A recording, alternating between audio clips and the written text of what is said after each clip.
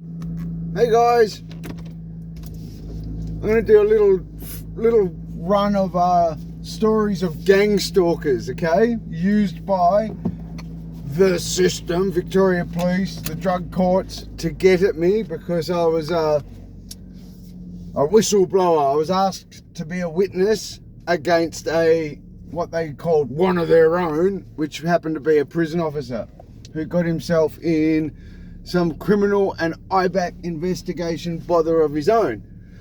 So anyway, during this time I get out from that incident, and the first time I even heard the expression gang stalking, gang sex offending, what is this thing? Who would want to even own the fact they're a sex offender? Yeah, but we said gang. Oh, come on. Anyway, right? So I thought, hang on, how disgusting. So in that, the fine constabulary, you'd have to ask them what goes through their head to even think this is remotely acceptable. I'm introduced at the rooming house that I'm basically forced to stay in. I've got no other option. I've just been released from prison. I meet the wonderful Bridie Boston, this girl who went by the name of Bridie Boston, who was clearly 40 years of age, but because she was little and a meth addict, she was small of stature. So you'd have to, the creepiness of it gets me, yuck. You'd have to ask what goes through a member of Victoria Police when they're sitting there mapping this out, what goes through their head.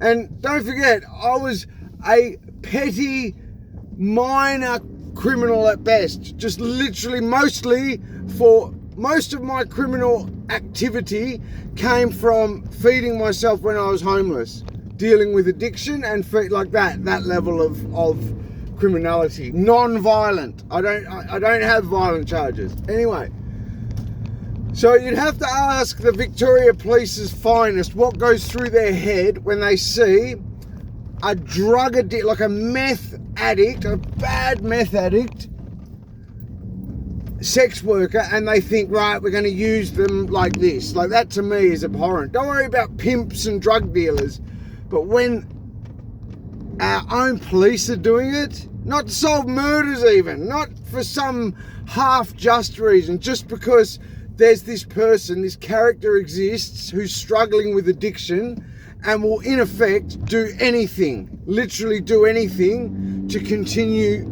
using drugs. That's the reality. I watched this gang stalker paid informant literally bragging, making a big song and dance about going to get money out of the bank. How much do you want? And I'm thinking, so during that time, what happened was, I thought, hang on, something's very fishy about this. And this is how I could join the dots. So I started getting my drugs off what's called a dog drug dealer, somebody who I knew was already on the police payroll. That way I couldn't trip anybody over. Well, it allowed me to basically, there's that aspect too, right? It allowed me to 100% know this person that I just scored drugs off is well and truly working for the police. Now, think about that for a second. Not for any other reason, but what? Not solving any crimes. So the problem is the drugs. People are committing crimes for the drugs, but you have the police allowing these drug dealers to continue selling their drugs, but you're creating the problems. You see what I mean when I say a very broken system? So anyway, let's stick to the gang stalker. So here's this Bridie Boston, desperate for a puff, thinking and got the police on her side, yeah, confident and whatnot. So quietly, I'll never forget this, quietly I set up some rock salt and put it in a Ziploc bag, and put it in my drawer, Anyway, one day I'm a little bit I don't use meth is not my poison. This was half what let me unravel all their corruption, to be honest, because They overlooked meth isn't my poison, heroin is, and heroin has the opposite effect. So anyway, one day I'm sort of in my heroin bliss, and in comes Chief Star, gang stalker, informant, 40-year-old that looks like a 21-year-old Bridie Boston, and she sneakily grabs something out of my drawers, which happened to be, I actually forgot about it at the time. But then I just hear this, she's smashing her room up. I just bought that pipe too. Talking about her crack pipe.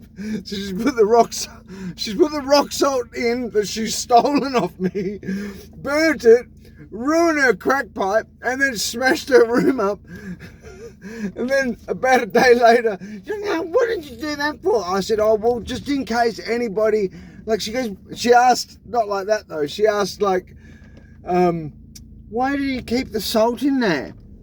I was like, oh, well, just in case, when you get those real scumbags, those crumbs of human beings that will like sneak in and take your drugs. Her top lip is twitching, like, nah. She can't say anything about it.